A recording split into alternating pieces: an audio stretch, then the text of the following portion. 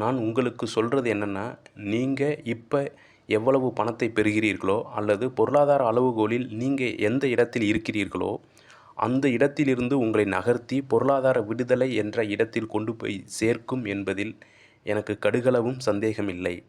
திரைப்படங்களில் ஏழையாக இருப்பவன் நல்லவன், பணக்காரன் கெட்டவன், ஏழை என்பவன் அப்பாவி, கள்ளங்கபடமற்றவன் மற்றும் பணக்காரன் அனைத்து கெட்ட விஷயங்களையும் செய்வான் என்றும் சுயநலக்காரன் என்றும் தொடர்ந்து காட்சிகளாக காட்டப்படுகிறதே, அது ஏன்? இந்த காட்சிகள் மூலமாக தொடர்ந்து வலியுறுத்தப்படுவது எது? உளவியல் ரீதியாக ஏழை என்பவன் நல்லவன், கடின உழைப்பாளி, 24 மணி நேரமும் உழைப்பதற்கு தன்னை அர்ப்பணித்து கொள்பவன். இப்படி உழைத்தும் ஏழையாகவே தான் இருப்பான். இந்த உழைப்பு அனைத்தையும் பணக்காரன் பெற்று வாழ்வில் உயர்ந்து கொண்டேதான் இருப்பான். இதை யாரும் தடுக்க முடியாதென்று ஆழ்மனதில் புகுத்தப்படுகிறதா? இவையெல்லாம் சமூகத்தில் நடக்கும் அவலங்கள் தானே. இதைத்தான்